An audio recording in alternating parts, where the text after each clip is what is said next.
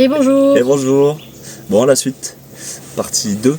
De nos petites aventures et du pourquoi ce changement de situation. Changement de véhicule, de maison.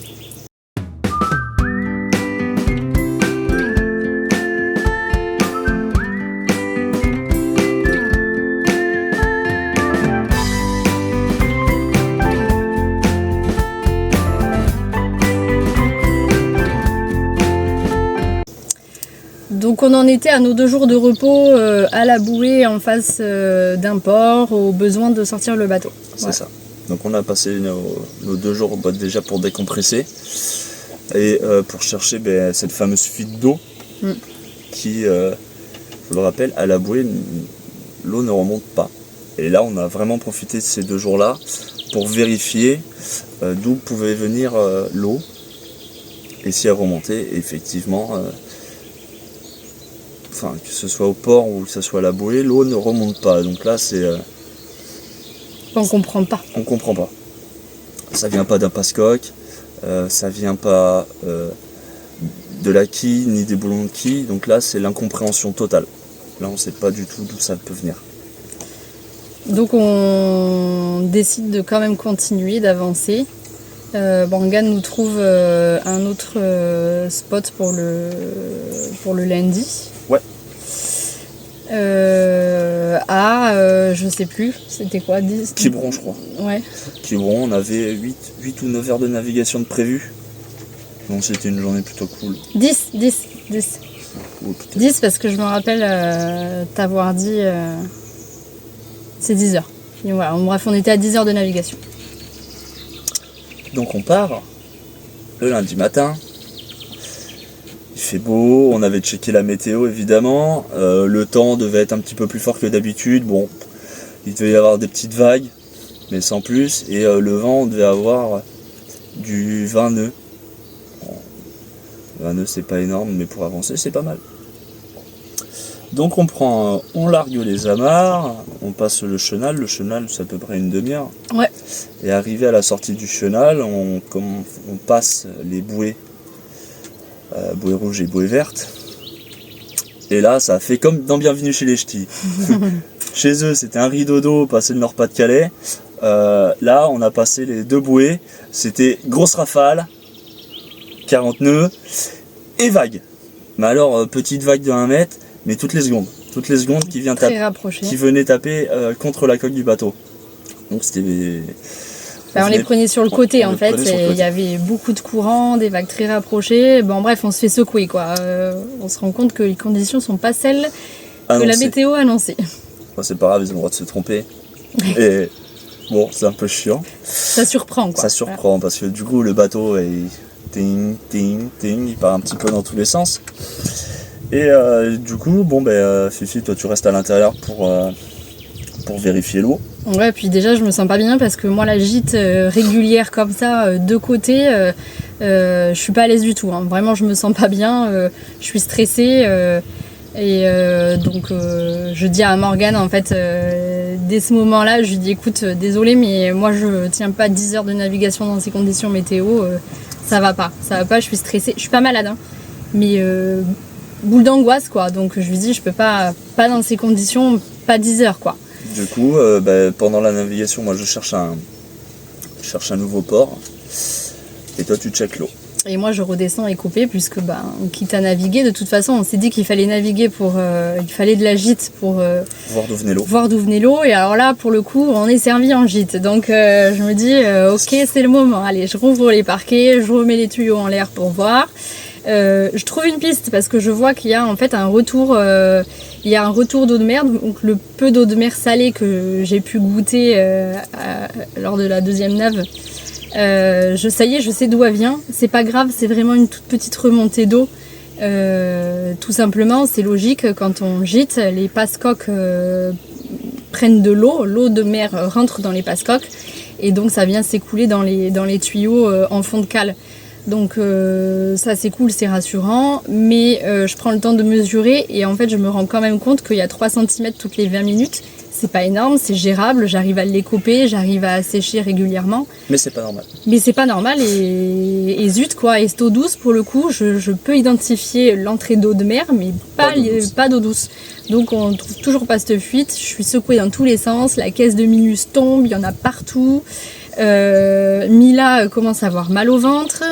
Olan me dit qu'il a peur, que le bateau bouge trop. Il a jamais eu peur en navigation. Du coup, je prends la décision de sortir le génois pour stabiliser le bateau.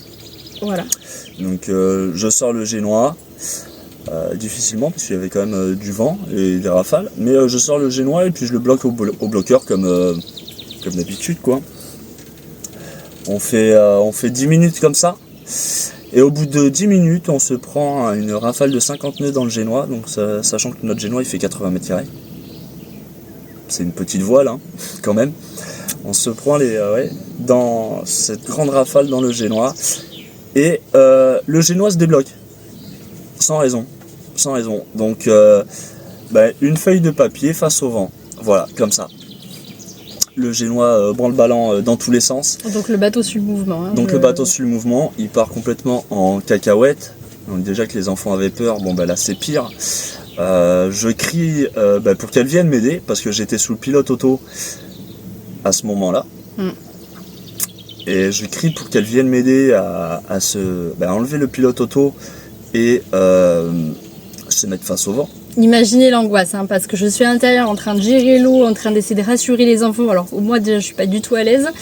Et là Morgane me crie au secours à l'aide, viens m'aider, il est comme ça là, il tient Idriss à bout de bras. J'ai sauté dehors, je sais pas comment j'ai fait mais j'ai sauté dehors. Il me dit enlève le pilote auto. J'ai enlevé le pilote auto, je nous ai redressés, je nous ai mis face au vent. Pour qu'il puisse affaler, ranger le génois. J'ai pu ranger le génois tant bien que mal. Et ensuite, je l'ai bloqué comme d'habitude. Voilà. Donc après ce petit... gros coup de stress. Grosse flip. Tu redescends. Ouais. Et puis je me dis, bon allez, de toute façon, on a trouvé un port pas très loin, donc... on y va au moteur, c'est pas grave. Écoute. Donc tu redescends. Ouais. Tu continues à écoper. Oui. Et puis moi je reste dehors pour garder le cap parce que j'ai enlevé le pilote auto et voilà. Et quoi?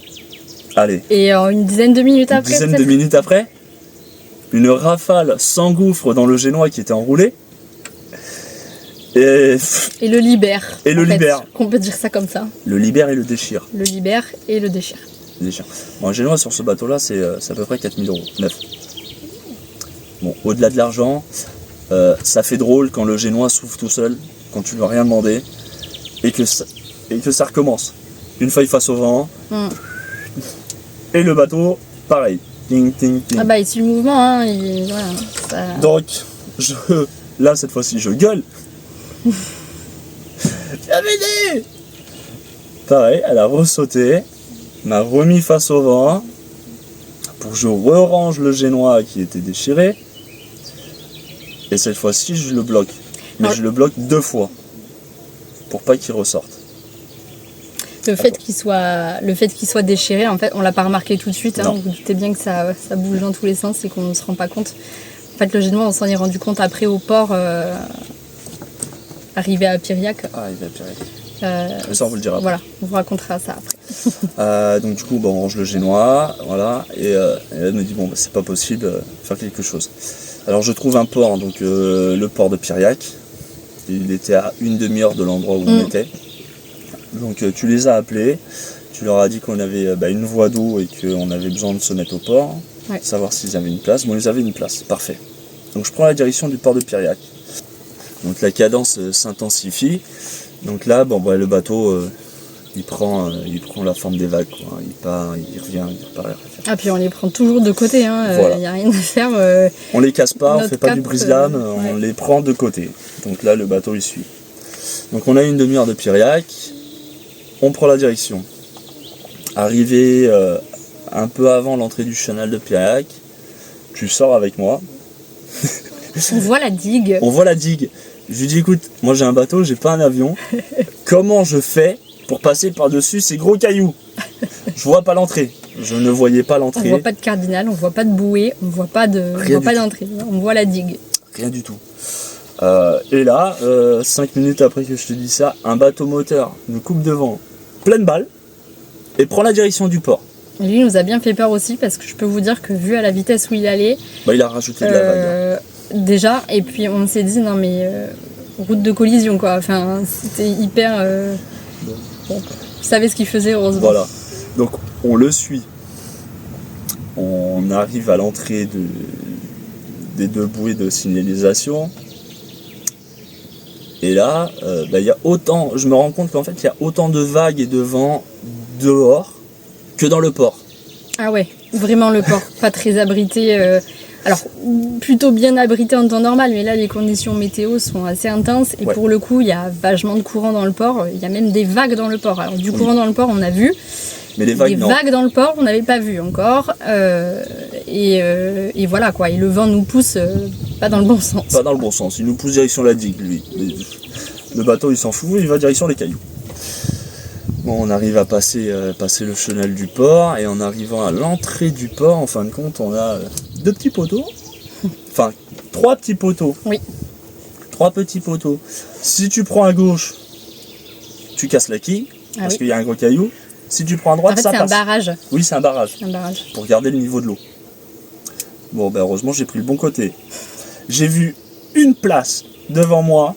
Je me suis dit, celle-là, je la prends. Je bouge plus. Du coup, je me suis amarré. Avec brio, parce que vu le vent qu'il y avait, franchement, du premier coup. Et des belles vagues. Alors là, pour le coup, non, vraiment, je sentais le truc hyper compliqué parce que vraiment avec les vagues dans le port et le vent, je me suis dit mon Dieu, ça va être un carnage pour s'amarrer. Non, nickel, c'est passé tranquille. Voilà, au moins une chose de bien dans ces navigations-là. Donc on s'est amarré, on s'est posé, j'ai mis le pied par terre, j'ai regardé mon bateau, j'ai regardé ma femme, j'ai dit j'arrête ces conneries, je vends le bateau. Ouais, stop, ça suffit. Mais ça, c'était sur le coup de la colère en fait. Sur le coup de la colère, là, moi j'en pouvais plus. Clairement, j'en pouvais plus. Ça a été super difficile. Ça a été intense. Toute une semaine ultra intense. Et tout d'un coup. Et puis, ouais, c'est ça. Et en fait, tout s'est enchaîné. Et on n'a pas eu une navigation calme, une navigation de repos, un truc qui se passe bien, absolument pas. Et puis, toujours, parce qu'on vous a pas redit, mais il y a toujours ces appels VHF là sur le canal 16. Hyper angoissant parce qu'on se dit à tout moment il faut porter assistance et puis on se rend compte à quel point il y a des problèmes en mer quoi, entre un bateau gonflable qui crevait, une panne moteur, une voie d'eau, c'est vrai que tout nous ça en voie d'eau également, et en fait c'est super anxiogène. Moi dès que j'entendais le cri de la VHF qui s'allumait, peur d'entendre ce qu'il allait avoir. J'avais la boule au ventre quoi. Et pourtant on en a fait des sorties bateaux, alors peut-être pas beaucoup, mais on en a fait, mais que ce soit Hendaye, La Rochelle ou les autres coins où on était, il n'y avait pas d'appel VHF. On n'a jamais eu d'appel comme ça, on n'a jamais entendu ça. Et c'est vrai qu'une fois qu'on a passé Saint-Gilles, qu'on est vraiment arrivé au niveau de la Bretagne, ça s'est intensifié. Alors peut-être parce qu'il y a plus de plaisanciers. Oui, il y avait plus de sorties en mer, sûrement, mais... Aucune idée, mais c'est vrai que c'est assez anxiogène. Bon, du coup, on est au port, on se pose, on libère les fauves, parce qu'eux, ils étaient vraiment pas bien à l'intérieur du bateau. Ah ouais, tout le monde est vraiment content de retrouver la terre. Donc on se balade un peu dans Piriac, on décompresse, on trouve en fin de compte, par chance, un joli port, une jolie ville. Ouais, très beau, très mignon, très calme. Voilà. Magnifique. Des aires de jeu pour les enfants. Une boulangerie vraiment du top. Si vous allez à Piriac, prenez la boulangerie qui est en face de l'église. C'est la meilleure. Ah ouais, les tartelettes aux fraises. On s'est régalé. Enfin bref, on décompresse et on réfléchit, on discute beaucoup. Bon, qu'est-ce qu'on fait? Où est-ce qu'on va? Ah oui, là c'est grosse remise en question. Moi je sais que c'est stop. Je peux plus... On pourrait se dire, ok, bon, on prend encore un peu de temps, on manque d'expérience. On le sait qu'on manque d'expérience. C'est d'ailleurs pour ça qu'on a choisi de faire du côtier, pour avancer pas à pas, à notre rythme. Vraiment, on avait pris des précautions. Donc on pourrait se dire, ok, on prend encore le temps de prendre de l'expérience, c'est pas grave, on repousse encore un peu le voyage. Mais la problématique reste la même, mon corps, moi je peux plus, j'y arrive plus, je suis angoissée, rien qu'à l'idée d'essayer de reprendre la mer, j'angoisse. Donc je me dis que de toute façon je peux pas aller contre mon corps. Et que là il est temps de s'écouter, qu'il serait complètement bête et fou et imprudent d'aller contre les signes, quoi, et de retenter le voyage en voilier. Enfin, pour moi personnellement à ce moment-là, je sais déjà que c'est stop et que c'est terminé pour moi, quoi. Du coup, on prend la décision en une semaine parce qu'on parle beaucoup, on échange beaucoup, on s'écoute beaucoup aussi. Ouais, vraiment. On s'écoute beaucoup, ouais. Notre corps, notre conjoint respectif, on s'écoute. Et puis on partage nos points de vue aussi et voilà. nos idées parce que c'est important de savoir comment l'autre se sent face à la situation, sachant qu'on sait très bien tous les deux que c'est une situation très difficile, c'est une très grosse remise en question. On a tout quitté pour vivre en voilier. Qu'est-ce qu'on fait maintenant ? C'est blessant, on est déçu, on est frustré, on est triste, on est très triste. Et puis voilà, c'est ça, comme dit Morgane, en fait, on a tout quitté pour cette vie-là, et mince, maintenant, qu'est-ce qu'on fait, quoi ? Sachant qu'on a dit à Mila qu'on partirait en Norvège pour les aurores boréales. Donc, on lui a promis. Il faut trouver une alternative maintenant. Donc pendant la première semaine, on s'écoute beaucoup, on échange. Puis en fin de semaine, on prend la décision du coup de vendre, de mettre en vente Etche. Pendant ce temps-là, le temps transitoire entre le moment où on met l'annonce en ligne sur le Bon Coin et le moment où on acte la vente, on fait quand même un gros check du bateau. Tous les jours, je vérifie les haubans, tous, pas seulement celui qui a été desserré. Ils n'ont pas bougé. On continue aussi à chercher cette fuite d'eau. Oui. Qu'on découvre quand même assez rapidement. Et oui. Arrivé au port. Parce que alors arrivé au port, on fait le plein d'eau. Et ce remplissage se faisait au-dessus la cabine à Nanou, donc côté bâbord, et un côté tribord, cabine à Lala. Et on se rend compte rapidement qu'en fait, quand on fait le plein du tank à eau à Mila, pas de problème. On fait le plein, le trop-plein fonctionne, donc quand c'est trop plein, ça dégueule dans la mer. Dans la mer. Dans le port du coup. Oui, dans le port par le trop-plein. Mais par contre, quand on fait le plein à Nanou, ça dégueule pas. Ça dégueule pas, donc c'est assez bizarre. Et ça vient en fait remplir les cales. Donc voilà. Là déjà ça nous met un peu la puce à l'oreille, on se dit ouais, problème. Donc je démonte la partie trop plein au niveau des tuyaux. Qui se trouve côté Mila du coup. Qui se trouve du côté à Mila, et je me rends compte qu'en fait la membrane elle est sûrement percée parce qu'elle fait pas son travail. Donc si elle fait pas son travail, ça veut dire quoi ? Ça veut dire que quand le bateau gîte, le trop plein se fait pas de la coque vers la mer, mais se fait du tank vers les cales. Et quand on gîte et que le passe-coque du trop-plein est dans l'eau de mer remonte et rentre dans les passe-coques. Donc là déjà c'est un soulagement, mais honnêtement niveau travaux j'ai plus envie. Ouais. J'ai plus envie de... Voilà, c'est pas quelque chose de très compliqué à changer, c'est une membrane ou un tuyau. Je me dis que le prochain propriétaire pourra le faire, s'il le souhaite ou pas. Nous on le prévient.